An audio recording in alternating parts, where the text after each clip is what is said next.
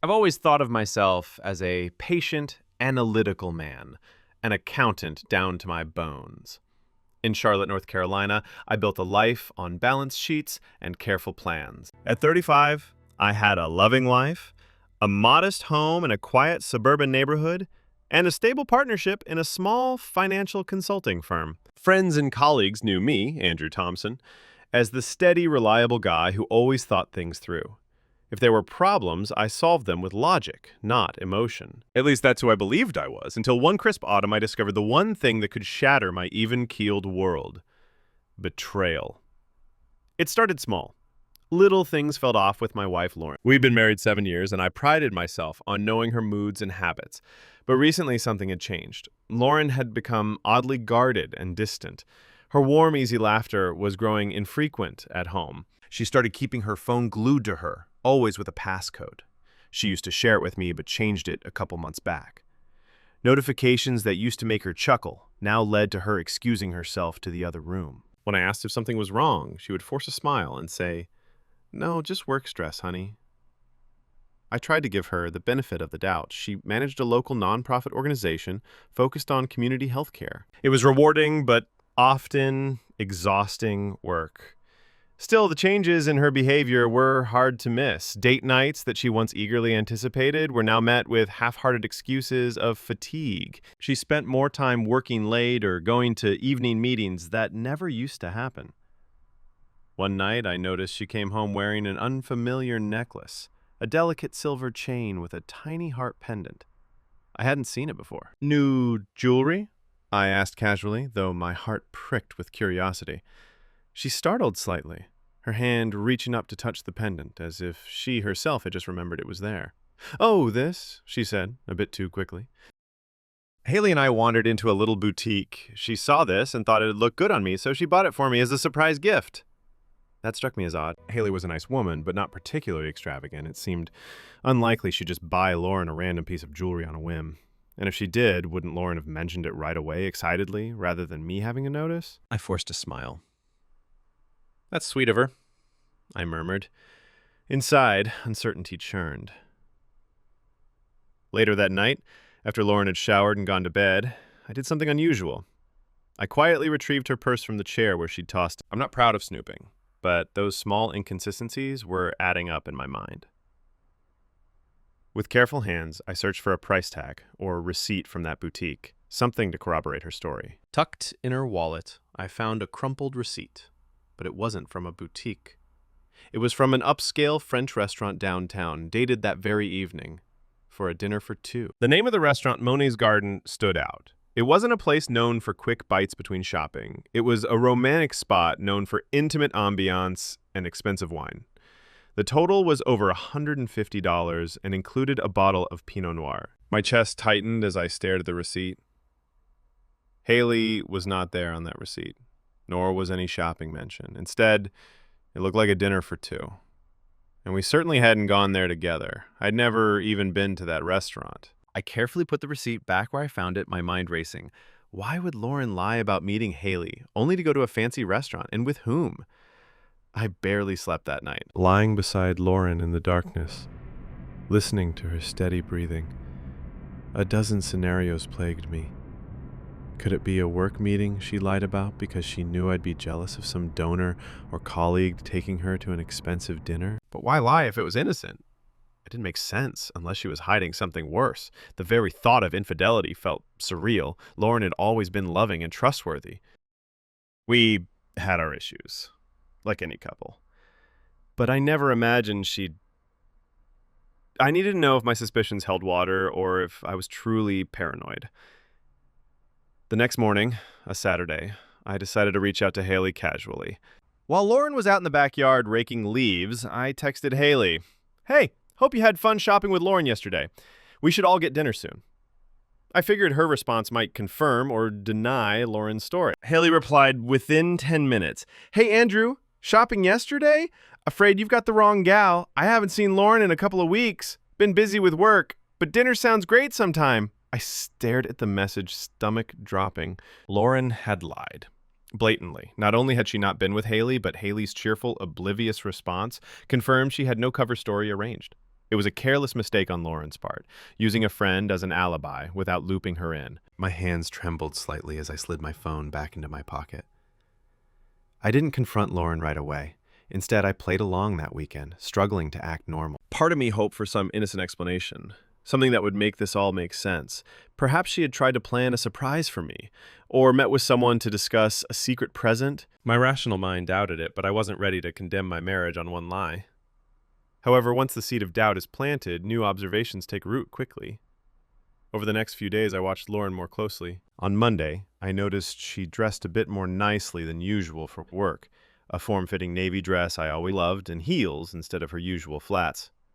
"You look nice," I commented at breakfast, watching for her reaction. She smiled, seeming flattered but also a touch self-conscious. "Thanks, hun. We have a meeting with some big donors today. Gotta look professional." It sounded plausible. Still, I found myself wondering if she was dressing up for someone in particular. That evening, I saw another small red flag. We were curled up on the couch, each on our phones after dinner. She was scrolling social media or texting, nothing odd at first. Then a message notification popped up, and I glimpsed the name E and a heart emoji next to it before she hurriedly tilted the phone away and the screen went dark. My heart thudded.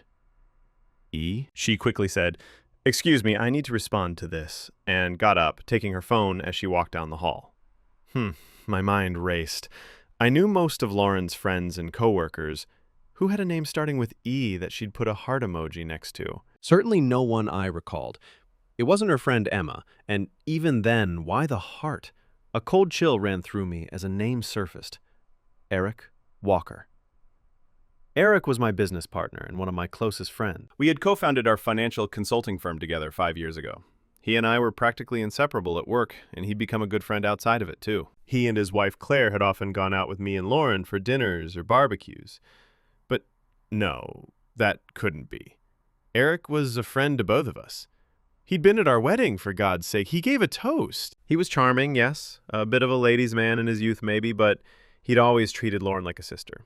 And he was married to Claire, who was lovely. I tried to dismiss the idea. Perhaps E and heart emoji was someone else entirely, maybe a female friend with a nickname, or a new colleague from the nonprofit whose name I didn't know. Still, that one-letter contact and her reaction to it gnawed at me. When she returned to the living room, I pretended to be engrossed in the TV. She seemed a little flushed, but acted normal otherwise, curling up next to me again. I didn't press, but I felt tension in my body that wouldn't ease. By midweek, I felt like I was living in two realities: the pleasant domestic life I outwardly maintained, and the dark undercurrent of suspicion that occupied my every free thought. I needed to confirm what was really going on, one way or another. On Wednesday, an opportunity arose. Eric and I were at the office, preparing financial reports for a quarterly review. Our office in downtown Charlotte was small, just a suite we shared with a couple of junior analysts we'd hired. That day, Eric was oddly distracted. At one point, I saw him on his phone, texting under the desk during a meeting, something he usually never did in front of employees. Later, as we sat in our shared office to finalize a client portfolio, he stepped out for a call. His phone buzzed on his desk while he was away, and I glanced at the screen reflexively. A notification preview from a messaging app showed, "Can't wait to see you Friday," before it auto-hid. The sender's name was just an emoji, a red heart. My stomach turned. Friday, that was 2 days away. I shouldn't jump to conclusions, but if my gut was right, Friday might be their next rendezvous. And that message sitting openly on Eric's phone, it was brazen, almost as if he didn't expect anyone else to see it. My mind pounded. If Eric was indeed E with heart emoji in Lauren's phone, and he was getting heart messages too, the puzzle pieces were aligning in the worst possible way. I felt physically ill at the thought. But I needed absolute proof, not just speculation. If I confronted either of them now, I had no doubt they would deny everything, concoct explanations for the receipt, the messages, all of it. And if they knew I was suspicious, they'd just go deeper underground. No, I had to be sure, and I had to be smart. Friday was coming. If my hunch was right, they had plans. So I made a plan of my own. On Friday morning over breakfast, I put on an air of busy stress. I told Lauren I had an urgent situation with the client's account, and might have to work late. I saw a flicker in her eyes. Was it excitement? Guilt? Hard to say. It was brief. "Oh, that's too bad," she said, trying to sound merely disappointed. "Do you know how late?" I was thinking of maybe catching a movie after work. That was new. She rarely went to movies alone. "I'm not sure," I sighed. "It could be pretty late. You go ahead and enjoy, though." "I know you've been wanting to see that new Marvel thing." She smiled and gave me a quick kiss on the cheek. "All right, I'll see how I feel. Hope the work emergency isn't too rough. Text me if you'll be later than, say, 9. Okay?" I nodded.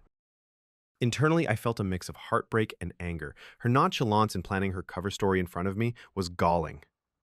At the office, I told Eric and our staff that I had a personal errand and might be in and out. By lunchtime, I made an ostensible show of leaving for a meeting across town, but circled back to a coffee shop across the street where I could watch our building entrance. Sure enough, at around 1 p.m., I saw Eric step out, checking around furtively. He rarely left midday without telling me, but he'd said nothing. He headed to the parking garage. I tailed at a distance, adrenaline coursing through me, and saw him get into his black BMW and drive off. I rushed to my own car. Keeping enough distance to not be noticed, I followed him through the city. He eventually merged onto the interstate, heading toward the suburbs. My heart hammered. Our suburb. About 20 minutes later, I was taken aback as Eric's car turned into my neighborhood. I hung back several car lengths. He drove down my street and, to my utter disbelief, pulled into the driveway of my own house. I suddenly felt hot and clammy. It was just after 1:30 p.m. on a Friday. I normally would never come home at this time. Was Lauren home right now? She usually worked until 5 p.m. at least. Did she take off early? I parked a few houses down behind some trees, barely breathing. I crept along the sidewalk, heart in my throat. Eric's car was unmistakable in the driveway.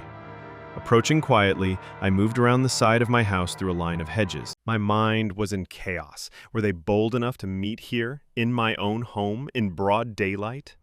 Through the living room window, I carefully peeked in, and there they were. A sight I will never erase from my memory. Lauren and Eric, entwined on our couch, kissing passionately. I felt the world tilt and had to steady myself against the wall. A flood of emotions, rage, grief, disgust, surged through me, but I clamped a hand over my mouth to stifle any sound. My vision blurred with furious, humiliated tears as I watched the woman I loved and the friend I trusted betray me in the most intimate way, right under my roof. In that moment, something in me broke, or perhaps it hardened. I took out my phone and, with trembling hands, snapped a couple of photos through the small gap in the curtain. One of the pictures clearly caught their faces as they pulled apart for a moment, smiling at each other, oblivious to the camera lens catching their betrayal. Primal part of me urged me to burst in, to shout and rage, to throw Eric out and demand answers. My fists clenched. I could already hear the venomous words in my throat. But I forced myself to step back and think. If I confronted them now, what would happen? A shouting match? Tears? Apologies? Or maybe excuses? The shock and shame might break them momentarily, but then what? They'd know I knew. They might try to turn the tables or claim it was just a mistake, beg forgiveness. If I simply kicked Eric out and screamed at Lauren, I might feel a brief satisfaction, but I suspected they'd just become more careful or spin the narrative to mutual friends that I was unstable. No, they chose to betray me in cold blood, planning it methodically behind my back. I realized I needed to respond in kind. Not with a burst of anger, but with calculation and precision. My whole marriage, my friendship, my trust had just been made a fool of. If I exploded now, I'd lose the element of control, so I swallowed the bile in my throat and quietly retreated back to my car unseen. As I drove away, I felt tears of rage burn my eyes, but I did not let them fall just yet. My mind was already whirring into a different mode, the same mode I used at work when dissecting a complex financial problem. Cold, analytical, focused. By the time I reached the end of the block, I had one chilling thought crystallize. They will regret this. Both of them. I gave myself a few minutes in a nearby empty parking lot to just feel. I gripped the steering wheel and let out a guttural yell that tore at my throat. My vision blurred with tears as the reality truly set in. My wife and my best friend, this was real. A part of my life had just died in that living room. The pain was immense, but within that pain, something else was forming. A dark determination. When I finally calmed a bit, I checked the photos on my phone with a shaking hand. They were slightly grainy, but clear enough. Undeniable evidence of the affair. It felt like looking at someone else's life, some stranger's unfortunate story, yet it was mine. I wiped my eyes, took a deep breath, and looked at the time. It was nearly 2:30 p.m. They would likely finish their illicit tryst by late afternoon, before I normally got home. I needed to make sure I appeared none the wiser. So I did something mundane. I drove back to the office. Inside, I went to the men's room, splashed water on my face until my eyes weren't red, and practiced a neural expression in the mirror. I could hardly recognize the man staring back. There was a hardness in my gaze I'd never seen before. Eric returned around 3:30 p.m. I was at my desk pretending to focus on a spreadsheet. "Hey, back already?" I said without looking up for more than a second. My voice sounded almost normal. My heart was pounding in my ears, but I kept my face passive. Yeah, Eric replied, a bit startled. "Everything okay with the errand?" "Yeah. How about you? Anything come up?" I asked, tapping on my keyboard as if distracted. He hesitated just a beat. "No, nothing unusual. Just stepped out for a late lunch." Liar. My jaw clenched, but I kept my tone light. "Cool, let's wrap this up so I can get out of here. I've been putting out fires all day." He nodded and sat at his desk across from me, shuffling some papers, perhaps to avoid eye contact. I dared to glance at him briefly. Did I see a faint lipstick smudge near his collar? A guilty flush on his cheeks? I couldn't be sure, but knowing what I knew, it was hard not to jump across the desk and beat him senseless. I restrained myself, channeling that energy into the beginnings of a plan forming in my mind. By 5 o'clock, I left the office, telling Eric, "Have a good weekend." I even managed a slight smile. "Yeah, you too, Drew," he said, using the nickname only friends used. It nearly made me sick. I sat in my car for a moment after leaving, forcing slow breaths. Stage 1 was done. I had confirmed the affair beyond doubt, and neither of them suspected I knew. Now it was time for Stage 2. Quietly gathering ammunition. As I drove home, a grim resolve solidified inside me. I wouldn't be the passive victim of their deceit. If they thought they could upend my life and leave me with nothing but heartbreak, they were gravely mistaken. I was going to make them pay dearly. Legally, financially, socially, every which way. But I had to be careful and methodical. I was, after all, an expert in method. They had made a terrible mistake, and in the weeks to come, I would make sure both of them deeply regretted underestimating me.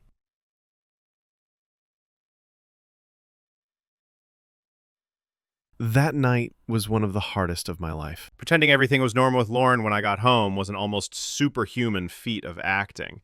I walked in at my usual time, and there she was in the kitchen, casually dressed in yoga pants and one of my old college t-shirts, stirring a pot of pasta on the stove. She turned and gave me a warm smile as if nothing was amiss. "Hey, you." "Perfect timing. Dinner's almost ready," she said. I stood in the doorway for a moment, just observing her. She looked so innocent, so familiar. The same woman who used to cuddle up to me on lazy Sundays, who cried on my shoulder when her father passed away last year, who wore white on our wedding day and promised to be faithful. Now those memories felt tainted and foreign. I wondered, briefly, if I had somehow stepped into an alternate reality. Swallowing the bitterness, I forced myself forward and kissed her cheek. It took all my willpower not to recoil at the thought of what she had been doing with Eric on that very couch just hours earlier. I could still picture it in flashes, her arms around him, their lips locked. My stomach lurched. "How was work?" she asked, turning back to the pasta. I noticed her hair was damp. She must have showered not long ago. washing away the scent of him, I thought, clenching my jaw. Same old, I lied evenly, moving to pour myself a glass of water to disguise my face. The client issue got sorted, though. How was your day? She hesitated just a fraction. Oh, not bad. Regular stuff at the office. I ended up not going to that movie after all. Just felt a bit tired, so I came home early and napped. Her tone was breezy, but I caught a slight tremor in it. Or maybe I imagined it. Was she nervous? Guilty? Or simply unaware and at ease after her afternoon fling? I had to be careful. I couldn't let on what I knew. So I responded casually, probably better to rest. We can always catch that movie together another time. The sheer normalcy of my voice shocked me. Underneath, I was a minefield of emotions. But on the surface, I sounded like a loving, oblivious husband. Dinner was agony. We sat at the dining table, chatting about trivial things. I nodded and made appropriate expressions, but I hardly registered her words. My mind was screaming obscenities at her while my face remained neutral. At one point, she mentioned that Claire, Eric's wife, had invited us to a neighborhood Halloween party next week. The audacity, or perhaps cruelty, of that made me want to laugh aloud. Halloween party, as if we were all friends, while she and Eric carried on behind our backs. I forced a tight smile and said, "Sure, sounds fun," while gripping my fork so hard, my knuckles went white. After dinner, I excused myself to the den, claiming I had a bit of work to finish. In reality, I needed space before I snapped. I closed the door, sat down at my desk, and just broke. In the silence, tears I'd held in all evening finally welled up. I pressed the heels of my palms into my eyes, trying to stifle the sobs that threatened. I felt like an idiot, a blind fool. The pain of betrayal cut deeper than I ever imagined possible. My best friend and my wife. How long had they been laughing at me behind my back? How many lies had she told? Nights had he smirked while I talked about how much I loved her. I bit down on my hand hard to keep from making noise. It felt like my entire life had been upended in 24 hours. But through the turmoil of hurt, anger burned steady and bright, and with it, a sense of purpose. I wasn't going to let these emotions paralyze me. If I did nothing but wallow, they'd continue their little affair and eventually throw me aside like yesterday's news. No, I refused to be their victim. In that darkness, I made a silent vow. I will not confront them until I can maximize the impact. They think they're clever, sneaking around. I'll let them think that a bit longer, just enough to hang themselves. I'll gather proof, set my affairs and theirs in order, and when I strike, it will be devastating and irrevocable. Wiping my face, I powered on my personal laptop and began the first steps of my plan. As an accountant and financial consultant, one advantage I had was intimate knowledge of how to trace information. Bank accounts, credit cards, expenditures, and I knew Eric's habits and data nearly as well as my own. After all, I managed finances for our firm. If he was spending money on this affair, I might find evidence in company accounts or his personal expenses if I could access them. But first, I realized I needed professional help on certain fronts. Surveillance, for instance. The photos I took were strong, but more evidence could only help. If this ended up in a legal confrontation, divorce court, etc., documentation would be king. I also wanted to know the full extent of their deceit, how often, when, where, maybe even why. I recall a client of ours who had once suspiciously asked me about discreet investigators for a sensitive matter. At the time, I'd just recommended a reputable private investigator firm I'd heard of in Charlotte, though I never asked details. Now, I dug through my old emails to find that reference. Stonebridge Investigations, run by a former police detective. It was late, but I didn't need them at night. I just needed to set up a meeting soon. I shot off a brief encrypted email to the address I found. Need investigative services. Urgent. Discretion appreciated. Please call to schedule. And left my number. Next, I began scouring through the digital breadcrumbs of our lives. I logged into our joint credit card account. I handled all our bills, so I had access to everything. I felt a grim vindication when I spotted recent charges that fit the pattern. 2 tickets for a movie on a day last month I recalled I was out of town. So she hadn't gone alone as she claimed at the time. A hotel charge from 3 weeks ago had overlooked because it was nested among legitimate work travel expenses. Now, I realized her 2-day work conference in Nashville likely included a romantic rendezvous. On the bill was an item for a couples massage. Who has a couples massage? A work conference. Each discovery was like stabbing myself, but I persisted, saving screenshots and PDFs of statements. If there was one thing I was good at, it was documentation. Numbers don't lie. And these numbers painted a story of betrayal, dinners, hotels, gifts. I found a purchase for an expensive bracelet from a jewelry store dated about a month ago, which I now suspected ended up around her wrist, courtesy of Eric, and she probably spun it as something she bought herself. I compiled it all meticulously. My next step took a heavy breath to attempt, tapping into Lauren's phone, or accounts. I was no hacker, but I did know her Apple ID and email. Back when things were good, we had each other's passwords for mundane reasons, booking travel, sharing music, etc. She had probably changed her phone passcode, but maybe not her iCloud password. It was a long shot, but I tried logging into her iCloud on my laptop. To my shock, it worked. She hadn't changed that password after all. Possibly because she never imagined I'd spy on her. Suddenly, I had access to a trove of her data. Recent phone logs, some texts, etc. However, her iMessage was not set to sync to iCloud by default, so I couldn't see her messages there. But I could see her call history. My heart pounded as I saw dozens of calls to and from Eric's number, often labeled as work in her contacts, likely to disguise it. Times when I remembered she'd stepped out to take a quick call or gone on a walk, now obvious what they really were. I also saw she had a lot of calls with a number I didn't recognize. Possibly a burner phone or a secondary number Eric used? Or maybe another mutual friend she confided in? I jotted it down to investigate later. I quietly closed the laptop as I heard a knock on the door. "Andy, you okay?" came Lauren's soft voice. I realized I hadn't come out of the den for a long time. I took a deep breath, making sure the files were closed. "Yeah, I'm fine. Just wrapping up some reports," I called, ensuring my voice was steady. She opened the door and peeked in, giving me a concerned look. "You've been in here for ages. Don't work too hard. It's Friday night." She stepped in and came behind me, wrapping her arms around my shoulders. I went rigid before I could stop myself. She was being affectionate, probably feeling pleasantly tired after her afternoon exercise, I thought bitterly. I mustered a slight smile and patted her hand. "I know.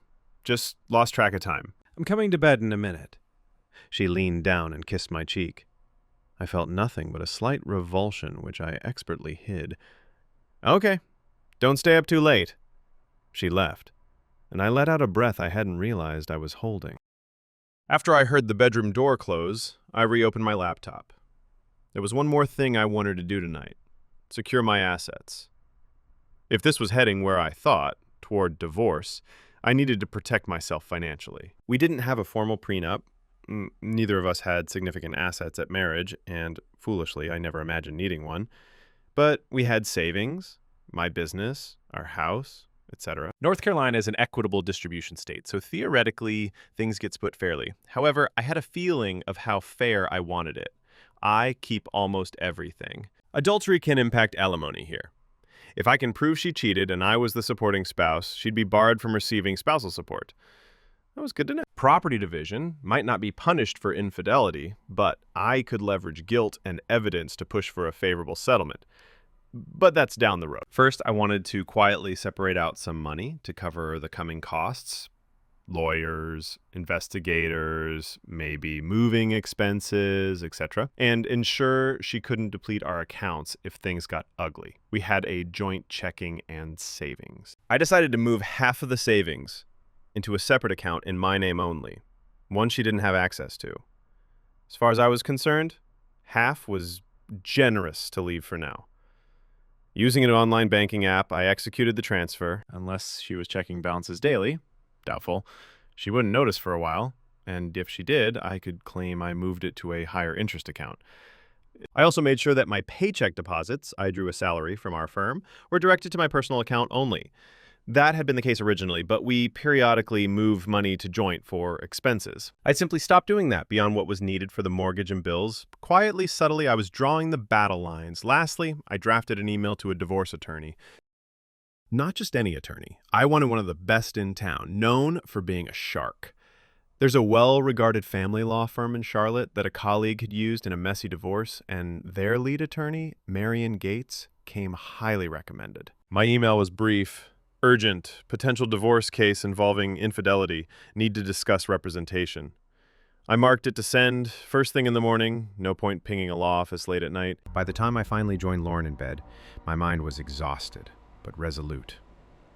She was already asleep, laying on her side. I slipped under the covers gingerly. In the dim light seeping through the crack of the door, I could make out her silhouette, the curve of the shoulder I used to rest my head on. Now I lay on my back, eyes open, mind racing despite the late hour. There was a time when that sight of her would fill me with contentment. Now I felt like I was next to a stranger, or an enemy I was deceiving. As I stared at the dark ceiling, I acknowledged an uncomfortable truth. I was starting to feel like a stranger to myself, too. Who was this cold, calculating person I had become in the span of a day? But then I imagined Eric and Lauren laughing together at how easy it was to fool poor Andrew, and I steeled myself. If I had to become someone new to protect myself and get justice, so be it. I quietly repeated in my head the steps I needed to take in the coming days. Meet the PI, gather evidence, finalize a plan with the attorney, prepare the ambush. The word ambush stuck in my mind and felt fitting.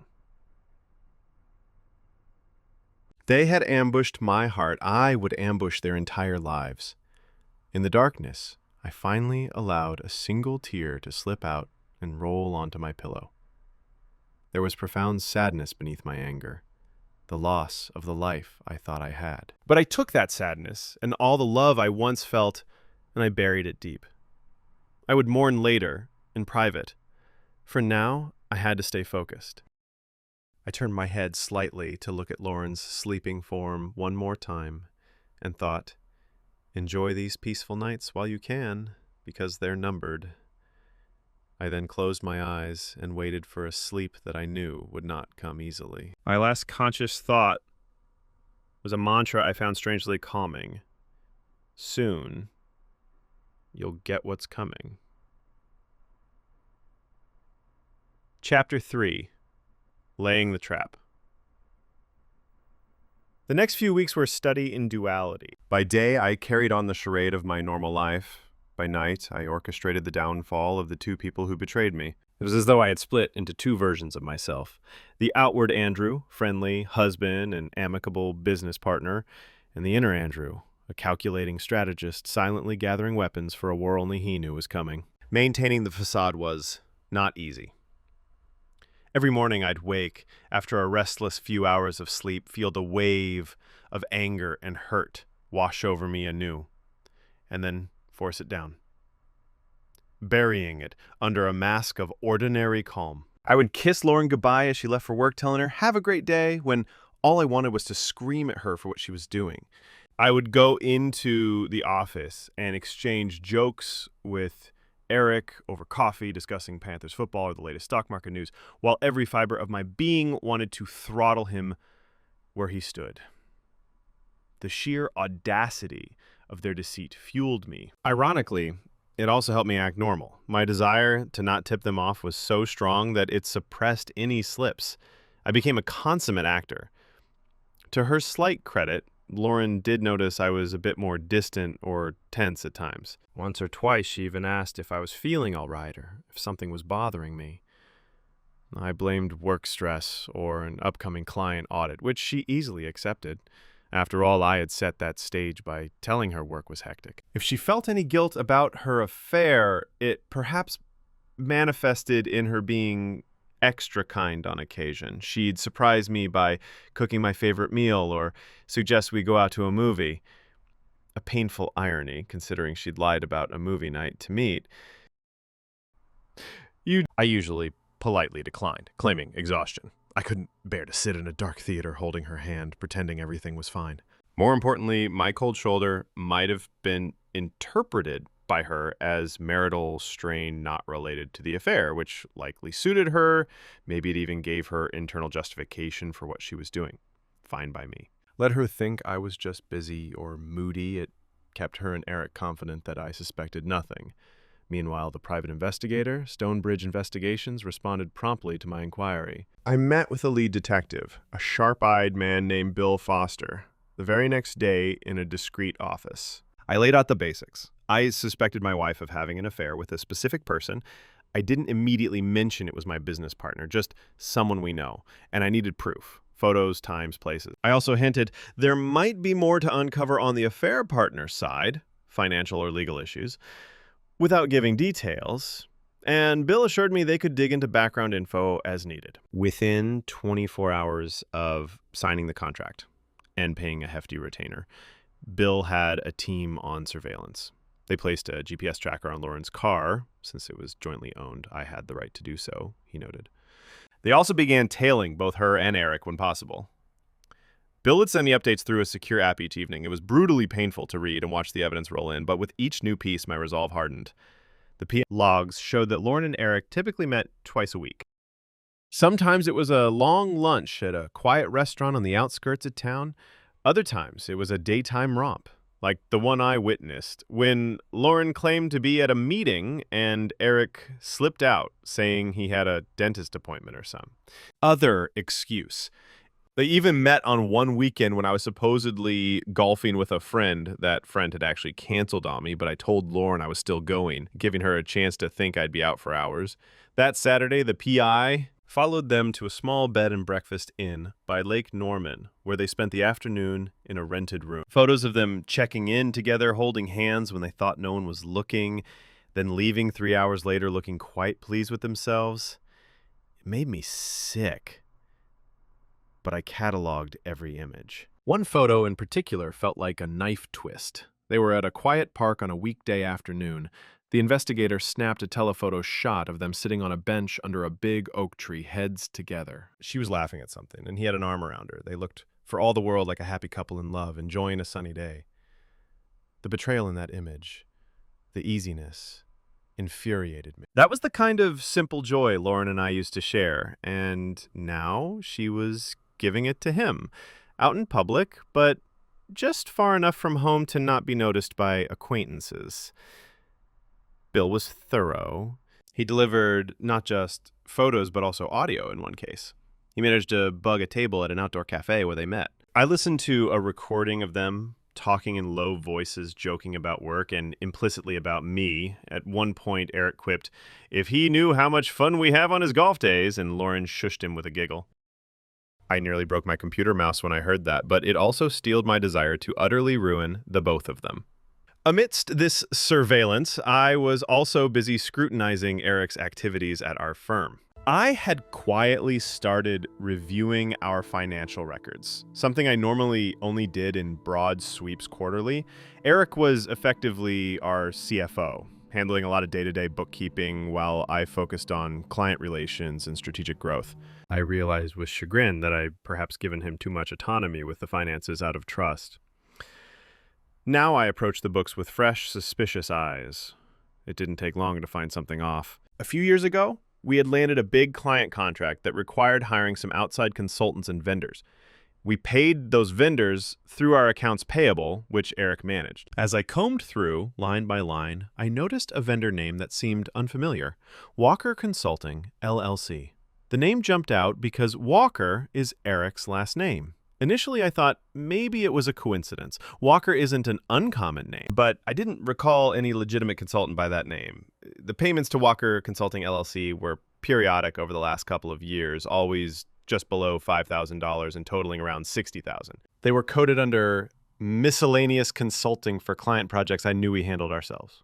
It looked suspiciously like Eric set up a shell company to siphon money. My heart pounded as I realized the potential. If I could prove Eric was embezzling from our firm, that was not only grounds to fire and sue him, but likely a criminal matter. The betrayal there was almost as cutting as the affair. I had trusted him with our company's money, and he was stealing from me and our hard work. Anger flared anew, but I reined it in. I needed concrete proof, and ideally a professional audit to back it up. So I arranged a secret meeting with our external accountant, a no-nonsense woman named Dana Patel, who had done our annual taxes and some consulting. I told Dana I had some concerns about irregularities and asked if she could perform a quiet internal audit, framing it as something I wanted to do to ensure everything was in order before year end, without alarming Eric. Dana agreed, and under the guise of just a routine checkup, I said something like, Eric and I are so busy. We'd like an outside eye on the books to ensure nothing is missed for taxes. She came in after hours one evening to review transactions. With me. It didn't take long for her to spot the same red flags. She pulled invoices and traced those payments. Sure enough, Walker Consulting LLC was a company established at an address that turned out to be a mailbox rental. Cross-referencing records, Dana helped confirm that company was indeed tied to Eric's personal details, using a business registry and some detective work online. We found that funds paid to Walker Consulting went into an account that likely benefited Eric. There were also a few other minor irregularities, some personal expenses disguised as company expenses, including, I noted with a grim smirk, a hotel stay at the Westin that coincided with a date night I now knew he had with my wife. He had expensed their affair to our company as a client dinner. By the time we were done, we estimated about $150,000 had been diverted or misused by Eric over the past 3 years. It was almost absurd. He was betraying me in every possible way. Wife, money, trust. Dana, not knowing the personal aspect, was furious on my behalf professionally. This is serious, Andrew. This looks like embezzlement. Do you want me to involve legal counsel for the firm? I thanked her and told her I'd handle it for now, but that I might need her to formally document her findings and potentially testify if it came to legal action. She agreed and left, advising me to secure our accounts immediately. I assured her I would. Before leaving the office that night, I carefully made copies of all pertinent financial records, stashing them on a secure external drive and also in an encrypted cloud folder that Eric couldn't access. Each night, after gathering evidence of one kind or another, I found a strange calmness would settle over me amidst the anger. I was building my case, brick by brick, and with each piece, I saw more clearly how to orchestrate the endgame. During the day, when I'd see those two, I almost had to hide a dark smile once or twice, because if they only knew what was coming. But I didn't get cocky. I checked myself constantly. Don't tip your hand. That became my motto. There were moments that tested me. One morning at home, about 2 weeks in, I noticed Lauren's phone buzzing on the counter while she was in the shower. Without thinking, I glanced and saw a text preview from Eric. Good morning, gorgeous. Last night was amazing. Can't wait to kiss you later. My blood boiled, but I managed to hit the lock button before it could fully display. We had that setting that shows a snippet even when locked. I left it exactly where it was. When she came out, I casually mentioned I had to run early to meet a client and left before I did something rash. The audacity of them texting like horny teenagers while I was right there. It took all my mental strength not to explode that day. Instead, I channeled the rage into an extra long workout at the gym and an even deeper dive into finalizing my plans. The divorce attorney, Marion Gates, turned out to be a godsend. I had met with her in secret one afternoon, telling the office I was at a doctor's appointment. In her sleek, uptown office, I laid out everything. The affair, with evidence I had so far, the financial malfeasance, my desire to both end the marriage and hold both of them accountable. Marion was a tough, middle-aged woman with a keen gaze, and she listened without a hint of judgment, only a slight tightening of her jaw at a couple of the more egregious details. When we're through, your wife will be left with nothing she isn't entitled to, Marion said firmly. North Carolina allows fault-based considerations for alimony, and adultery by a dependent spouse is basically a bar to her receiving it. Assuming you earn more, she won't get a dime of support from you. As for equitable distribution of property, judges generally won't punish her infidelity by giving you more, but we can leverage her conduct to negotiate aggressively, especially if we tie in the financial misconduct with Mr. Walker. Though that's technically separate from the marriage, it certainly paints a picture. She smirked coldly. I want to be sure she doesn't try to hide or destroy anything once she knows, I said. Don't worry, Marion replied. We'll file a robust discovery. And given what you've collected, we have the advantage. The key is we control the timing of confronting her. Once we drop the hammer, it should be swift. Have you considered how you want her to be served and how you want to handle the fallout? I had considered it extensively. Yes, I said. I explained my plan. I want to serve her the divorce papers in person, in a manner she wouldn't expect, catching her off guard at a moment of my choosing, likely at her workplace so she couldn't cause a scene at home or try to avoid me. Marion raised an eyebrow at that. warning me that it could be emotionally volatile. I assured her I could handle it. I craved that moment, truth be told, to see her face when she realized her game was up. As for Eric, I told Marion I planned to confront him separately, but around the same time, and that I was coordinating with our corporate attorney and possibly law enforcement for the financial crimes. She looked impressed. You've really left no stone unturned. This is one of the most methodical responses to infidelity I've seen, she said with a slight chuckle. I don't mean that in a bad way. Just remind yourself to keep emotions in check when the time comes. Judges and police respond well to the calm, collected type, which you clearly are, or have trained yourself to be. I nodded. Little did she know the storm inside me, but her point was taken. Before I left, Marion and I went over the paperwork she'd prepared.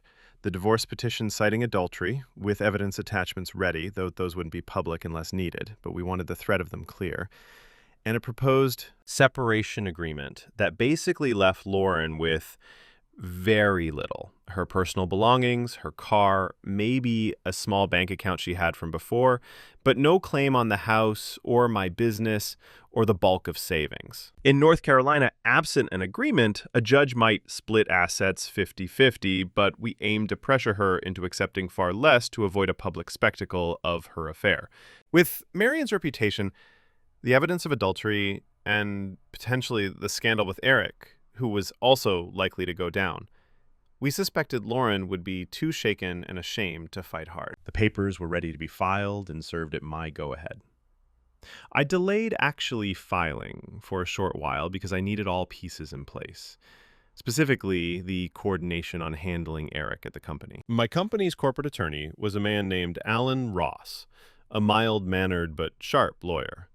I brought him in the loop regarding Eric's embezzlement once I had the audit results. I chose not to mention the affair to Alan. It was irrelevant to the business matter, and I wanted to keep some personal matters compartmentalized. I told Alan I had reason to believe my partner was stealing from the company, showed him some documentation Dana and I had compiled, and asked him the proper procedure for removal and legal action.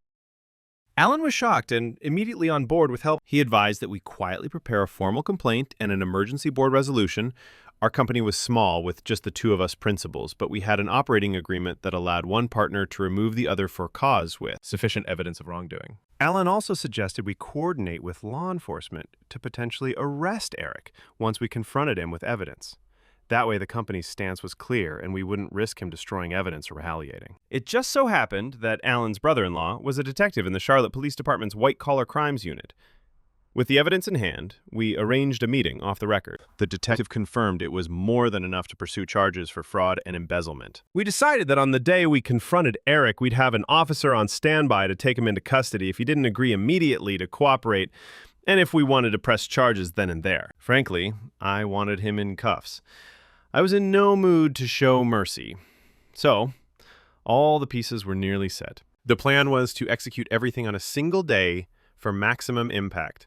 I'd serve Lauren divorce papers in the morning, with evidence of her affair attached, to leave her no wiggle room. And shortly after that, at the office, I'd spring the trap on. Eric in a meeting with our lawyer, and the auditor as a witness, perhaps. Then have the police take him. I even intended for him to learn that I knew about the affair during that confrontation, just to land the final blow. I coordinated timing with everyone. Marion had the divorce filing ready and a process to file it the morning of D-Day as I handed papers to Lauren. Alan and Detective Foster, the brother-in-law, arranged that they'd be outside our office around the time I anticipated confronting Eric in our conference room. We scheduled a financial review meeting for that day, making sure Eric would be present under the pretense of discussing the completed audit. He didn't suspect a thing. In fact, he'd been more jovial than usual lately, probably because he thought life was great, cheating successfully and stealing money without issue. One chilling moment of foreshadowing came a couple of days before the planned reckoning. It was a Sunday afternoon, and Eric and Claire invited us and a few other neighbors to a casual barbecue at their place. Initially, I wanted to refuse to avoid seeing them in social settings, but then I realized going would maintain my facade and also allow me to observe them together around their spouses. So Lauren and I went. I remember watching from across the patio as Eric stood next to Claire, flipping burgers, while Lauren chatted with a friend nearby. At one point, Lauren made eye contact with Eric, and they shared a quick, knowing smile. So quick, I doubt anyone else noticed. But I caught it. A little flash of intimacy they dared to share even there. My nails dug into my palm. Claire, oblivious, was fussing with the cooler of drinks, standing right beside her cheating husband, trusting him completely. I felt a pang of sympathy. She and I were both being played for fools. I contemplated quietly tipping Claire off that day, but decided against it. I already had a plan to inform her soon enough in a way that also served my aims. Still, it was difficult not to say something when she remarked to me how, "Andrew, you've been working too hard. You look stressed. You and Lauren should take a little vacation." I forced a smile and said something non-committal. Vacation? If only she knew. That barbecue was the last time we all played Happy Families. A storm was brewing, and I was about to unleash it. On the eve of the chosen day, a Wednesday, I scarcely slept at all. I lay in bed, heart pounding not with dread, but with anticipation. I went over every step in my mind again and again, looking for any weakness. This was my one shot to do this right. If I messed up the timing or lost my cool, it could get messy in ways I didn't want. But I felt prepared. I had everything lined up. Evidence compiled in neat folders, both digital and printed. Allies ready to assist, lawyers, cops, PIs, if needed for testimony. And my own will steeled by weeks of carefully tended anger. Next to me, Lauren slept soundly. I turned my head and watched her in the dark. Even now, part of me wanted to shake her awake and demand, why? Why did you throw us away? But another part of me knew that no answer she gave would suffice, and any confrontation before my plan was complete would only rob me of the satisfaction of seeing her face when consequences came crashing down. So I let her sleep, and instead slipped out of bed. I went to my home office one last time around 4 a.m. and double-checked the materials. The divorce papers were in a manila envelope, along with copies of damning photographs and phone records. In a smaller envelope, I printed a couple of those cheating photos, just for dramatic effect. I planned to include them so she couldn't deceive herself that this was about something else. By 6 a.m., I was showered, dressed in one of my best suits. Strangely, I felt the need to armor myself in professional confidence for this, and had a strong cup of coffee to counter my adrenaline-fueled sleeplessness. My hands were steady, my mind clear. I looked at myself in the bathroom mirror and saw a hardened resolve in my own eyes. The kind of look a soldier has right before battle, I imagined. It's time, I thought. Lauren was a bit puzzled that I was up and fully dressed so early. She emerged from the bedroom in her robe, hair still tousled from sleep, blinking at me. "You're up already? And wow, looking sharp. Big meeting today?" she asked, rubbing her eyes and smiling. Something about the innocence of her gesture, standing there in our home, wearing the robe I bought her last Christmas, made my chest ache for a brief second. But I reminded myself that it was all a lie now. I returned her smile with one I had practiced in the mirror, calm and cordial. "Yeah, something like that. I have to head in early. Sorry I won't be here for breakfast." I slid the envelope into my work bag, my heart picking up pace. She waved a hand. "No worries. I'll just grab a yogurt. Good luck today, hun. You really do look nice." She stepped closer and straightened my tie, an almost wifely reflex. I wonder if she noticed my flinch as her fingers brushed my collar. I prayed she couldn't feel how hard my heart was beating. I leaned down and planted a light kiss on her forehead, perhaps the last time I would ever do so, and said, "Thanks. I'll see you later, okay?" The words almost stuck in my throat. Later, as in a few hours from now, when her world would implode. As I left the house and got into my car, I allowed my expression to fall. The moment was finally here. It was astonishing, in a way, how calm I felt now that the waiting was over. There was fear of the unknown, sure. How exactly would she react? Would anything go awry? But mostly I felt a grim eagerness. They had no idea what was about to happen. I took a deep breath and muttered to myself, "Let's do this." Then I started the car and drove toward the downtown office building where Lauren worked, ready to initiate the first phase of my carefully laid trap. Chapter 4. The Execution. Part 1. The Divorce Ambush. The morning of the reckoning dawned bright and deceptively peaceful. A typical Charlotte autumn day. Sun filtering through orange-tinged leaves. The world looked unchanged, but I felt electrified, knowing by day's end everything would be different. I dressed in one of my sharpest suits. I wanted to feel confident and look the part of someone in control. Lauren commented, "You're looking spiffy. Big client meeting today?" As I adjusted my tie in the mirror. I smiled faintly. "Yeah, something like that." My heart was pounding, but I kept my outward demeanor casual. We went through our normal routine with surreal normality. Coffee, toast, a brief kiss on the cheek as we both headed out. She to her office, me ostensibly to mine. Little did she know that kiss was a goodbye. My first stop, the courthouse downtown. Marion, my attorney, had arranged everything to file the divorce petition first thing. I met her outside the county clerk's office to sign the final papers. It was quick. A clerk stamped the documents, and it was officially filed. My marriage was now on a countdown clock. Lauren just didn't know it yet. Next, I headed to Lauren's workplace with the envelope containing her copy of the divorce complaint and summons. I had decided to serve her personally. Normally a process server or sheriff does it, but I needed to see her face. It was a risky move emotionally, but also an opportunity to confront her in a controlled way. Lauren worked at a charitable foundation housed in a restored brick building near downtown.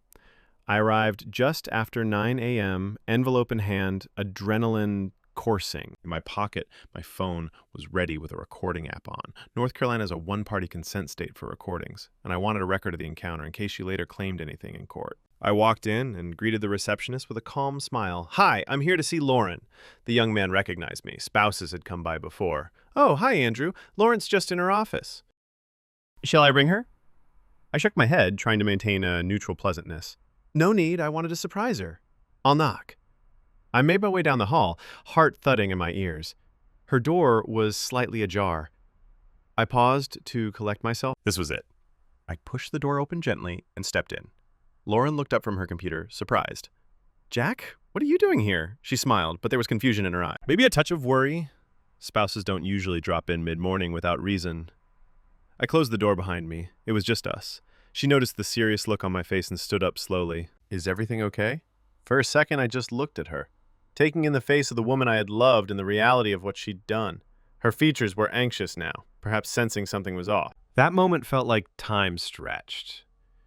Two paths diverging. One where I broke down and begged her, why? But I chose the other path, the one of cold resolve.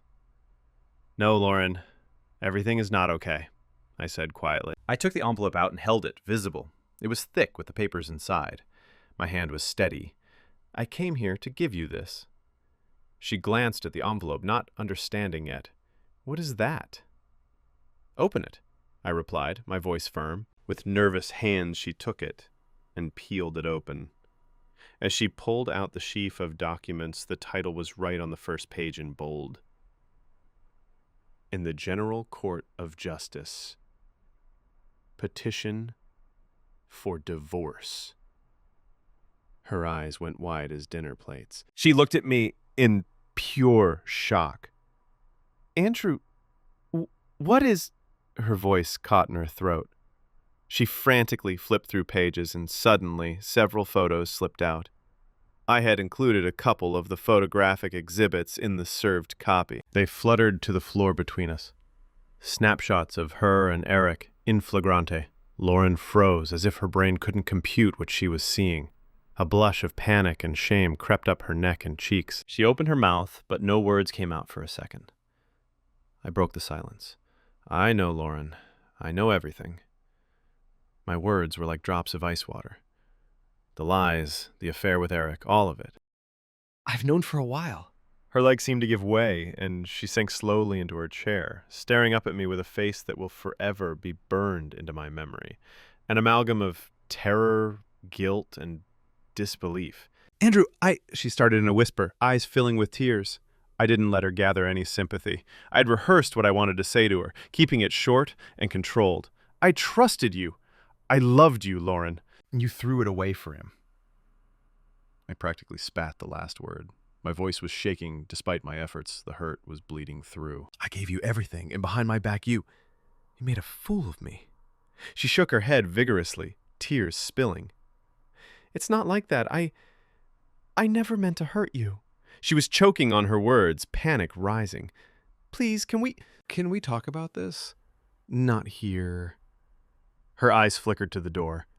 I realized she was afraid coworkers might walk in or hear. Good. The fear of public exposure was sinking in.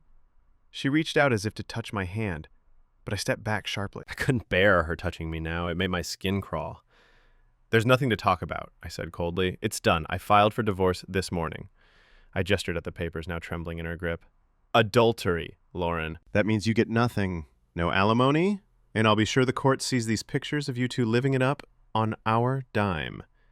She looked down at the photos scattered across her lap and desk and let out a soft sob, quickly covering her mouth. Oh my God. It was sinking in that her nightmare scenario was real. "Andrew, please," she begged, voice cracking. "I'm so sorry. I made a mistake." A white-hot anger surged in me momentarily, seeing her pleading. How dare she cry now after what she did? I leaned in slightly, keeping my tone measured but dripping with contempt. A mistake? A mistake is one night, a drunken slip. This was a calculated, repeated betrayal for months. In our bed, in hotels, while I was at work, earning money that... You know what? I stopped myself. I realized I was raising my voice and took a quick breath. I continued, quieter but firm. "I gave you my loyalty, and you repaid me with lies. I have no sympathy for you right now." She was openly crying now, trying to stifle it to avoid making noise. "I'm sorry. I'm so sorry," she kept saying, shaking. "It just happened. I didn't know how to stop it. I never wanted to leave you, I swear." The audacity. She wanted the affair and me as well. Everything on her terms. Typical. I felt a surge of disgust. "There's no coming back from this, Lauren," I said. "Maybe you didn't want to leave, but you sure didn't mind stepping all over our marriage. Well, you made your choice.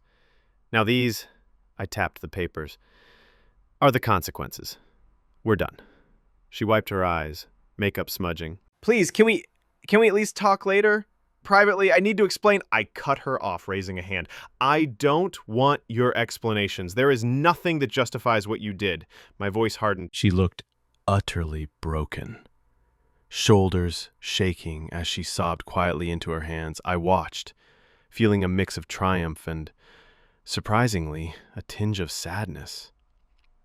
This was a woman I once deeply cared for, now a mess of tears and regret. But I reminded myself she brought it on herself. My sympathy was minimal, but I'm human. Seeing anyone in despair, even an enemy, tugged at the heart slightly.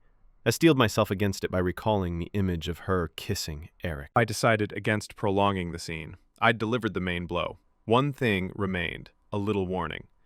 "Don't try to destroy evidence or lie your way out of this with others," I said. "I have copies of everything securely stored. Also, do not even think about retaliation.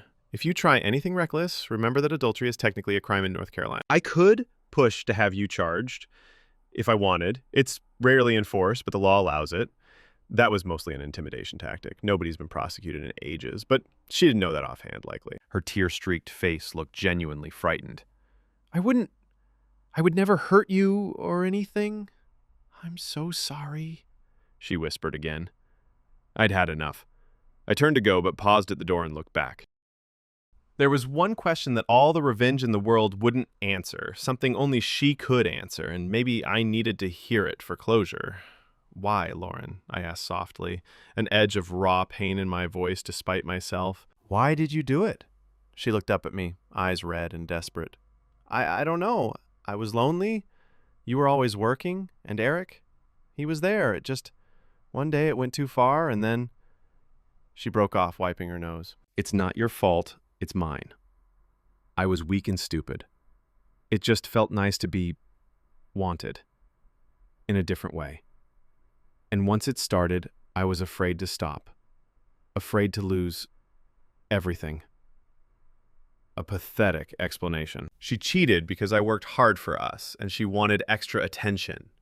I felt anger bubbling, but also an unexpected release. Her excuse only cemented how selfish it was, which oddly made letting her go easier. There was no good reason, nothing redeeming it. I nodded slowly. Well, you lost everything anyway, I replied quietly.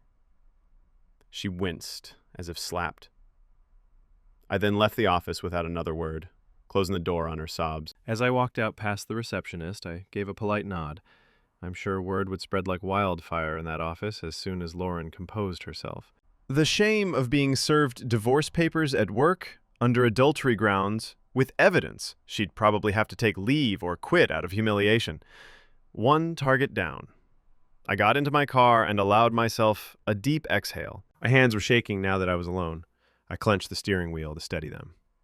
It was done. I had faced her and hadn't crumbled. A part of me felt an immense emotional weight lift. The lies were in the open, at least between us. But no time to waste. That was just the opening salvo. Next up, Eric. I checked the time. 10 a.m. Our board meeting at the company was set for 11, under the pretense of discussing the completed audit results. Eric would be there, expecting nothing amiss beyond maybe some financial talk. Our company's attorney and Dana, the auditor, were also set to attend, though Eric thought it was routine. I had also discreetly requested a local police detective I'd been in touch with, after sharing a tip about possible financial crime, to be on standby near our building around noon, in case things went how I expected. As I drove towards my office, I pressed the button on my phone to send the prepared mass email to friends and family. It whooshed out of my outbox. There was no turning back now. My phone almost immediately began blowing up with notifications. Replies, shocked texts from friends, missed calls. I ignored them for now. I had bigger fish to fry immediately. Among them was one number I did pay attention to. Claire, Eric's wife, was calling me. I had not specifically warned her ahead. Aside from her being on that email list, I felt a pang. Maybe I should have. I decided to pick up because she was innocent and hurting. I answered via car Bluetooth. Hello? Claire's voice came through, shaky and upset. Andrew, I just saw your email. Is this some kind of joke? Please tell me it's not true. She sounded on the verge of tears. My voice softened a bit. I'm so sorry, Claire. It's true. I wish it weren't. She let out a small wail and then stifled it. I can't believe it! Eric and Lauren, how... I had no idea.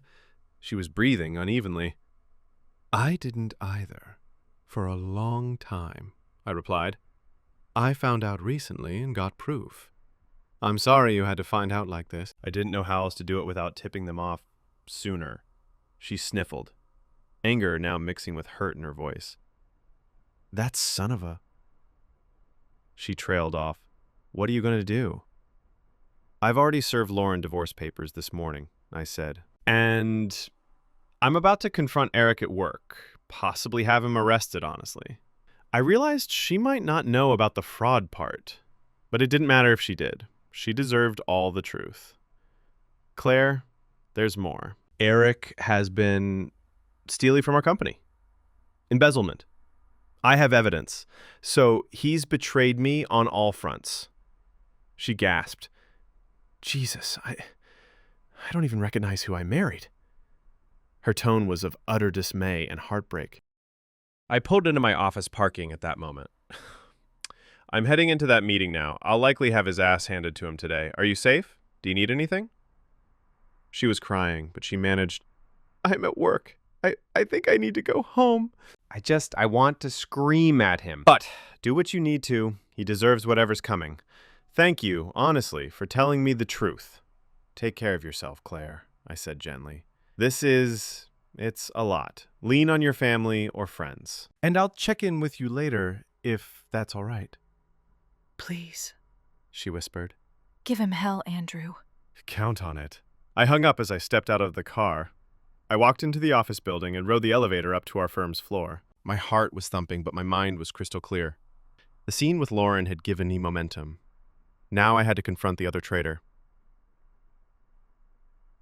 In our small conference room, Eric was already seated, chatting with Dana, the auditor, and our corporate attorney, Mr. Ross. They looked up as I entered. I forced a cordial smile and shook Dana's hand. greeted Ross, then lastly met Eric's eyes as I took my seat opposite him at the small table. He looked normal, even jovial. "Hey, Andrew, everything all right? You look a bit flushed," he said casually. I realized I probably did carry some color from the adrenaline. "I'm fine," I said. "Ready to get this done." He assumed I meant the audit meeting. He gave a little smirk. "Yeah, I'm sure Dana just has some numbers to throw at us. Let's hope we came out clean." Oh, the irony. Dana cleared her throat and began going over the audit summary.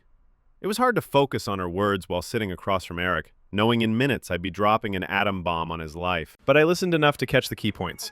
Discrepancies in accounts, funds siphoned to a consultancy, irregular authorizations. As she spoke, Eric maintained a neutral expression at first, even a slight frown of concentration. But as the details grew more damning, I saw a sheen of sweat on his forehead. He adjusted his collar once. Ross's face was impassive, as he already knew from me where this was going. Finally, Dana finished. And these transactions, totaling approximately $150,000 over 3 years, were not properly documented. Given the beneficiary account is tied to an entity controlled by Mr. Walker, this raises serious concerns of financial misconduct. Silence. Eric let out a nervous chuckle. "Now hold on. Are we saying I stole money?" He tried to sound incredulous, but his voice faltered slightly. I leaned forward, folding my hands. "It looks that way, doesn't it, Eric?" He shot me a quick glance, perhaps surprised I wasn't jumping to his defense. "Andrew, come on, you know me. There must be an explanation." "Maybe an error," Dana interjected firmly. "These findings were double-checked. It's not error. The funds were moved under false invoices to your side business account." Eric's face flushed. Yes, okay. I have a consulting LLC. "I can explain those invoices, please do," I said, quietly staring him down. He looked around the table and realized no one was on his side. Ross was already sliding a document forward. "Mr. Walker, this is very serious. As counsel for the firm, I advise you to fully cooperate and explain, or we'll have to involve law enforcement." Eric's eyes darted to mine. "Andrew, are you seriously entertaining that I'd embezzle from us? We're partners!" There was a tinge of panic in his voice now. I tilted my head. "Partners, huh? Like how we're friends?" I said with a chilly tone that only he would decipher, laced with meaning beyond the money. I saw confusion in his expression at that. He was stumbling. I did route some funds, but it was temporary. I intended to pay it back. I had some personal cash flow issues. I never meant to." I held up a hand. "Stop." He fell silent. There was no need to let him wriggle with excuses. My face hardened. "We both know what you did, Eric. Frankly, it disgusts me. I brought you into this company and you stole from it. From me." He opened his mouth, but I didn't relent. Years of friendship and my own pent-up anger lent weight to my voice. "How long have you been doing this? From day one? All that talk of trust? All those times I let you handle the books while I brought in clients? You were lining your pockets, weren't you?" Eric looked truly desperate now. "Andrew, it's not what you think. I had some debts. I was going to return the money once a big deal closed. I swear. I'm sorry I messed up." He was pleading, but I felt nothing but contempt. "Yes, you messed up. Big time." I glanced at Ross and gave him a slight nod. It was the signal. Ross cleared his throat. Mr. Armin." Walker. "Given this admission and the evidence, the company will move to remove you as an officer and will refer this matter to the authorities. In fact, right on cue, as arranged, there was a knock and the door opened. A plainclothes detective, whom I'd briefed earlier, stepped in with a uniformed officer. "Detective Haynes, CPD White Collar Division," he introduced himself. "Apologies for the intrusion, but I believe this meeting pertains to matters we're investigating." Eric's eyes went as round as saucers. "Investigating? Andrew!" He started to stand, but the uniformed officer gestured for him to remain seated. Haynes produced some paperwork. "We have sufficient evidence of embezzlement by Eric Walker, and we're prepared to execute an arrest if the allegations are confirmed here." This is insane, Eric blurted, looking between me, the lawyer, and now the cops. Andrew, you called the police on me? I looked him dead in the eye. Yes, Eric, I did. My voice was cold as ice. Something shifted in his face, a realization that I was truly done with him, that no friendship remained to shield him. His expression turned from shock to anger. After everything you do this to me? He snarled, perhaps playing to the audience to seem betrayed. Unbelievable. I gave a bitter laugh. That's rich coming from you. I couldn't hold back now, not after that indignation he tried to throw at me. I stood up slowly. Detective, would you give us a moment? I have something personal to address with Mr. Walker before you take him. The detective looked at me questioningly. I assured it's relevant and it won't take long. Haynes nodded. All right, but we'll be right outside. Officer, hold here. He stepped out, but kept the door slightly ajar. The uniformed cop stayed inside by the door. Dana and Ross looked unsure if they should leave. I decided to let them stay. A small audience was fine by me. I leaned over the table directly facing Eric. He had sunk back into his chair, perspiring and jittery. You think I betrayed you by calling the cops? I said in a low, dangerous voice. No, Eric. You betrayed me on multiple levels. He blinked rapidly, and I saw it click. The double meaning, the possibility that I might know about more than money. He licked his lips. Andrew, what are you talking about? I took out my phone, tapped a few times, and tossed it on the table toward him. A photo of him and Lauren in a passionate embrace at the St. Regis Hotel popped up on the screen, clear as day. Ross's eyes widened as he realized what it was. Dana put a hand over her mouth. The uniformed cop tried to keep a stoic face, but even he glanced startled. Eric looked at the phone, and his face drained of all color. In that moment, he knew the jig was up completely. Jesus, he whispered. I let the silence hang a second, then continued with venom. You didn't just steal money, Eric. You stole my wife. He shot out of his chair, hands out in a placating gesture. Andrew, sit down. My voice was so sharp and commanding that even the cop flinched. Eric slowly sank back down, realizing I was far beyond the friend he could cajole. I spoke with quiet fury. Was it worth it? All of it? The money, the sneaking around with Lauren. Did you two have a good laugh at how stupid I was? My composure was fraying now that it was all laid bare, but I kept enough control not to shout, just a controlled hiss. Eric's eyes filled with tears.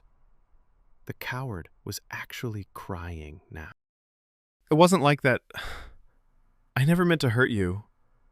I barked a short, humorless laugh. But you did. You hurt me more deeply than anyone ever has. And you know what, Eric? You're going to pay for it. In every way. He put his face in his hands, whether out of shame or just stress. I'm sorry, he mumbled, voice cracking. I'm so sorry, Andrew. I found it pitiful. This once confident, charming guy reduced to a sniveling mess, but I had no sympathy left. You're sorry because you got caught, I replied. If I hadn't found out, you'd still be doing it. Both things. Don't pretend otherwise.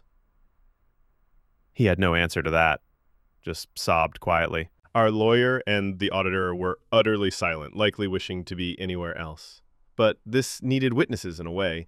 I wanted people to see the real Eric, unmasked. I straightened up and addressed Ross back to a business tone. Ross, please proceed with whatever needs to be done regarding Mr. Walker's removal from the company. Okay. I believe his shares in stake can be claimed as damages via the fraud clause in our partnership agreement. Ross, recovering his professionalism, nodded. Yes, correct. Given the circumstances, the company can reclaim his equity and seek restitution. Eric looked up, alarmed. You can't take my shares. I gave him a hard stare. Watch me. You forfeited them when you defrauded us. You forfeited any goodwill when you crawled into my wife's bed. He broke eye contact, staring at the table, defeated. I turned to the officer. I think we're done here. Detective Haynes can continue the formalities. I will provide any further evidence needed to ensure Mr. Walker faces the full extent of the law. The cop nodded and cracked the door open to signal the detective. Haynes returned, took in the scene.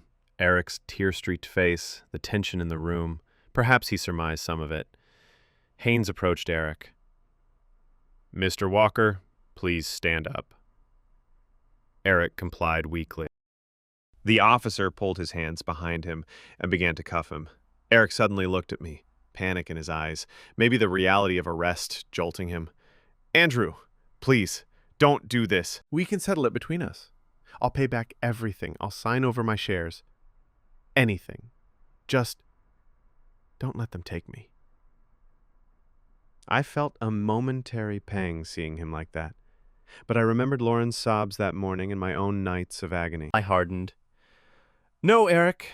Actions meet consequences. I'm done shielding you." He started to resist as the officer secured the cuffs. "This is a mistake. We're friends," he yelled suddenly, voice echoing in the conference room corridor as they started moving him out. I followed a few steps behind as the police escorted him with Dana and Ross trailing awkwardly. Our employees, outside the meeting, we had a small staff, were peeking in, confusion. They saw their co-founder being led out in handcuffs. Murmurs started. Eric, now desperate, shouted, "He set me up!" Andrew did this. Perhaps he was trying to salvage some pride or sow doubt. He looked back at me with something like betrayal, as if I wronged him. I calmly responded loud enough for everyone, "Set you up? All I did was uncover your lies, Eric." "You set yourself up?" As he was marched to the elevator, he kept babbling, "It's not what it looks like. I'm innocent. Call my lawyer." But nobody was buying it. The evidence had spoken. I stood there, watching as the elevator doors closed on him. The last image of Eric being him slumped in cuffs between two officers. The hallway was silent, all eyes on me now. Our receptionist, Jenna, looked at me in shock. One of our junior analysts whispered, "What happened?" I straightened my jacket and announced evenly, "Mr. Walker has been caught engaging in serious misconduct against the company. He will no longer be with us." That's all I can say for now. Stunned faces, but also some knowing looks. Office gossip had hints he was living large beyond his means. I added, "Please continue with your work. If you have any questions or concerns, direct them to Mr. Ross or myself later." As everyone slowly went back to their desks, I stepped back into the empty conference room to gather my things, feeling a whirlwind of emotions. The deed was done. I had delivered devastating blows to both of them in one morning. It was almost hard to process. Ross patted my shoulder sympathetically. "Andrew, I'm sorry about all this. And about your, personal situation." He had obviously realized Eric's betrayal wasn't just financial. I gave a curt nod. "Thank you. Just make sure everything is set legally to remove him and secure the company assets." "Of course," he assured. Dana quietly said, "I'll finalize the audit report for law enforcement and your records. Take care, Andrew." When they left, I sank into a chair. I was alone now. I ran a hand through my hair, which was damp with sweat. It felt like I had fought a battle, and I had two battles simultaneously. Both victories, yes, but not without cost. I checked my phone. Dozens of new messages. My mass email had triggered a conflagration among friends and family. I skimmed expressions of shock, support from a few, "I'm here for you, man," anger at Lauren and Eric, confusion. Lauren's sister tried calling twice. Lauren herself had texted a long string of messages I hadn't seen, from pleading, "Please talk to me," to apologetic, "Andrew, I know you hate me, but I beg you not to do anything rash. We can figure something out." And finally one that said, "How could you email everyone?" "Why? Estelle, why are you doing this?" I ignored her. She didn't get that she did this, not me. I saw one from an unknown number. Turned out to be Lauren's boss. A terse note. "We need to discuss your status at the foundation. Call me." I smirked grimly, so the boss got my message and evidence, too. Lauren's career was in jeopardy now, on top of everything. Taking a deep breath, I realized a weird calm was coming over me. It was done. They were exposed and broken. A chapter of my life was violently closed in a single day. There would be fallout to manage. Divorce proceedings, likely a criminal trial for Eric's fraud down the road, and the emotional aftermath among friends and family. But the war itself, the active phase, was over, and I had won. I gathered the incriminating files and papers strewn about. In the mess, I found something. Eric's phone. In the chaos, it must have been left behind or he dropped it. I picked it up. It was unlocked, The idiot used no password. Out of curiosity, I opened his messaging app and saw a recent thread with a contact named Lauren. The last message from her was that morning, around 9:30, presumably after I left her office.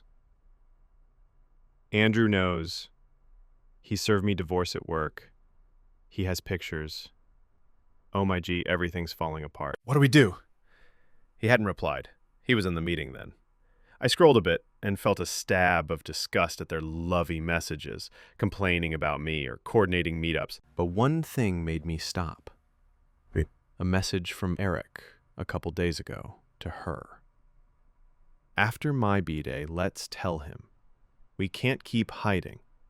I'll have news for him at work too, the audit, maybe. Once the dust settles, we'll figure out a way to be together openly. They were thinking of telling me soon, it seemed. Maybe he anticipated the audit exposing him and thought to come clean about the affair at the same time, perhaps to distract me or mitigate. Lauren's response to that was, I'm scared. Maybe not yet, but I don't want to keep lying. I hate hurting him. How noble, I thought sarcastically. Regardless, it was too little too late. And, ironically, I beat them to the punch on all fronts. I tossed the phone aside. Perhaps I'd give it to the detective as evidence, or maybe to Claire. It was approaching noon. I stepped out into the fresh air outside the building. The city hummed, as usual, indifferent to one man's personal drama. I felt a swell of release as I realized I didn't have to pretend anymore. Everyone knew. I could be openly angry or sad, and nobody would think it was unprovoked. I walked a few blocks to a small park plaza to clear my head. A couple of texts came from two close friends urging me to join them for a drink later, obviously having heard. I texted back a simple, yes, later. Maybe I would. I could use a drink. Looking at my reflection in a building's glass, I saw a man who looked exhausted, but somehow lighter. The hardest part was over. They were exposed and broken as I envisioned. Lauren, publicly shamed among friends and family, likely losing her job, facing a brutal divorce giving her nothing, and emotionally wrecked from guilt and consequences. Reputation ruined. Everyone in our circle knew now he was a cheater and a thief. Career destroyed, fired and likely going to prison. His marriage over, and even financially busted since he lost company shares and would owe restitution. If they thought they'd have each other to lean on, that thought actually made me grin darkly. With everything out, what did they have? Eric was in jail now, awaiting bail, facing years of legal battles. Lauren was a pariah in her social circle and likely to struggle financially after divorce. If they tried to be together now openly, it would be under the worst circumstances. Two disgraced souls clinging to each other. The romantic fantasy would evaporate quickly in the face of the mess.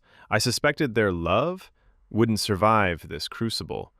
Perhaps they would blame each other. Maybe Lauren would resent Eric for the fraud, bringing extra shame. Maybe Eric would resent Lauren for me finding out or for his marriage ending.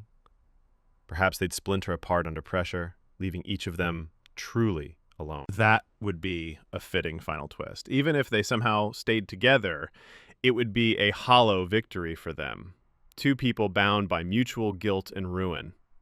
Hardly a happily ever after. I found myself at peace with that. After a long sigh, I made one more call. It was to my therapist, someone I'd seen a few times after I discovered the affair initially to cope. I didn't tell anyone else, but a professional helped me channel my rage productively. I left a voicemail. It's done. They know I know. I think I'm okay, but I should probably schedule a session soon to unpack this. Taking care of my mental state after all this was important. I didn't want to become permanently bitter or vengeful in life beyond this. Because now that the war was over, I had to think of the future.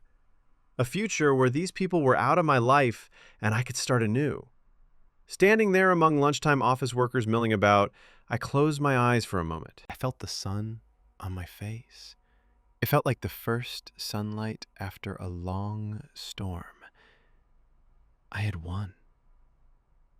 But unlike most victories, it felt somber. There's no joy in having to nuke your own life to eradicate betrayal. Yet there was satisfaction. A grim, profound satisfaction that I hadn't rolled over as a victim. I had stood up and fought back with all my cunning and might. Some may judge me for the scorched earth tactics, but those who have had their heart torn out by betrayal might understand. I didn't physically harm anyone, but I dealt them the blows their actions deserved, and I did it intelligently, leaving little for them to fight back with. As I began walking back to my office, perhaps to pack up for the day, I wasn't going to get more work done after this anyway, my phone buzzed with an email notification from Marion, my divorce attorney. She informed me Lauren had already contacted a lawyer, and they'd be in touch. Likely Lauren was scrambling to salvage anything. Marion said, given the evidence, Lauren's side expressed a willingness to negotiate an out-of-court settlement, basically begging for mercy. I would consider it, but mercy was not high on my list. At best, I might not drag the divorce longer than needed if she agreed to all my terms swiftly. I replied simply that I'd meet Marion tomorrow to discuss, but my stance remained that Lauren gets nothing beyond maybe her personal car and whatever she bought with her own salary. I stepped back into the building and saw a couple colleagues who gave me sympathetic nods. News travels fast. I gave a polite nod back. I felt no shame. Everyone knew I was the wronged party, and my decisive action likely earned some respect, even if awe at the drama. In my office, I sat down and glanced at a framed photo on my desk of me and Eric from a fishing trip years ago. I picked it up. We looked so happy, brothers in all but blood. I felt a pang of grief for that lost friendship, fake as it turned out to be. Without much thought, I dropped the frame in the trash bin. Past is past.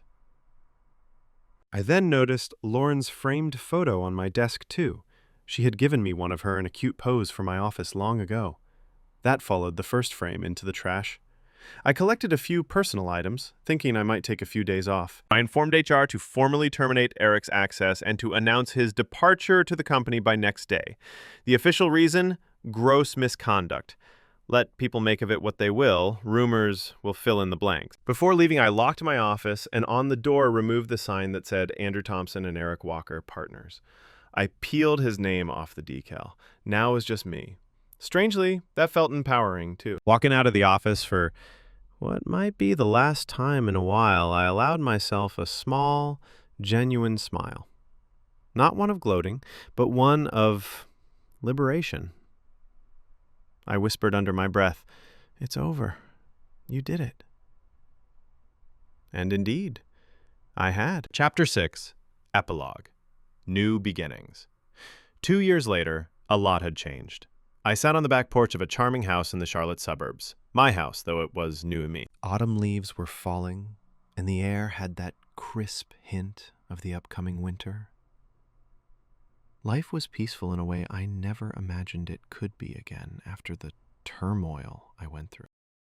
After the day of reckoning, everything proceeded mostly as planned. The divorce went through swiftly. Lauren didn't contest much. I think she was too defeated and eager to avoid more public ugliness.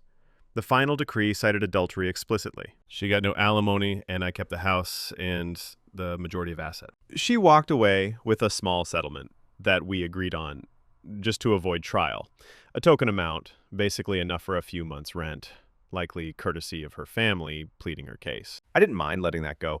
It maintained my image of not being needlessly cruel, at least in legal record, though some thought I'd been extremely harsh already.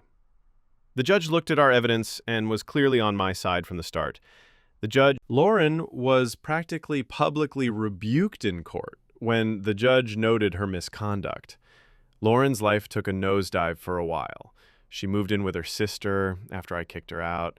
Her parents were devastated by her actions. I heard through the grapevine, since I cut direct contact, that she lost her job at the foundation. Apparently, the board quietly asked for her resignation, citing the tarnished reputation due to the scandal. The nonprofit world is built on trust, and an adultery scandal with evidence circulating did not sit well. She had trouble finding similar work and ended up leaving Charlotte about a year later, perhaps to start fresh elsewhere under her maiden name. I don't know where she is now, and honestly, I don't care much. Eric's fate was even more severe. He was indicted for fraud and embezzlement. The case dragged a bit, but faced with overwhelming evidence, including his own partial admissions in our confrontation, and a clear paper trail, he took a plea deal. He was sentenced to 5 years in prison, with possibility of parole in 3, plus restitution of the money he stole. Needless to say, his career in finance was over. Claire divorced him swiftly, armed with my evidence of adultery and his criminal charges, which made it straightforward. I met Claire once after everything. We shared a coffee and some tears, apologizing for the collateral hurt we each suffered, but she didn't blame me. She said she was grateful I exposed the truth. She sold the home she had with Eric and moved nearer to her parents. We kept in the occasional touch as friends, coping with mutual betrayal. She's doing better now, even dating someone new. My company survived the scandal. In fact, after shedding Eric's duplicity, I steered it to better performance than before. Clients who heard whispers mostly sympathized with me. A couple who were closer to Eric initially were wary, but when news of his fraud became public record, they backed me fully. I eventually merged my firm with another to reduce any lingering stigma and rebranded entirely. It was part of moving on. I continued to run the new venture successfully, pouring my focus into it during those months after to distract myself and rebuild. As for me personally, the journey to healing was tough. In the immediate aftermath, I felt triumphant, but also horribly empty. After the adrenaline faded, there were nights I sat alone in my big house, the one Lauren and I shared, and felt an ache of loneliness and the ghost of betrayal. All the anger and chaos had kept me going. When things grew quiet, the sadness crept in. I had loved Lauren deeply once, and Eric had been like a brother. Accepting the loss and treachery of both took time and therapy. I continued therapy regularly, determined not to let the bitterness define me. With Dr. Miller's help, I processed the grief. There were moments I doubted myself, moments I felt guilt, wondering if I went too far. But each time, I concluded I had done what was necessary for my own justice and healing. Some mutual friends thought my public shaming of them was excessive, but those weren't true friends, and they fell away from my life. The ones who mattered understood or at least respected my actions given the circumstances. Eventually, I sold the old house. Too many memories in those walls. I moved to a new home on the outskirts of the city, where I now sit on this porch. It's a smaller, cozier place with a big yard. A fresh start. And in this new home sits something I thought I might never have again. A new family. I glanced through the porch's screen door into the living room where my wife, yes, I remarried, is playing on the rug with our baby daughter. A sense of serene happiness fills me at that sight. 2 years ago, I would have scoffed at the idea of trusting someone with my heart again, but life has its ways of surprising you. Her name is Hannah. We met about a year after the divorce, introduced by a mutual acquaintance who figured two people who had seen rough times might hit it off. She knew about my saga. It was semi-public after all, and she had her own story of a broken engagement. We bonded over war stories of heartbreak, ironically, but we also found we had a real connection beyond that. Hannah is kind, empathetic, and was patient with me as I relearned how to let someone in. On our third date, I disclosed everything, worried she'd think I was some vengeful maniac, but she listened calmly and said, "You went through hell.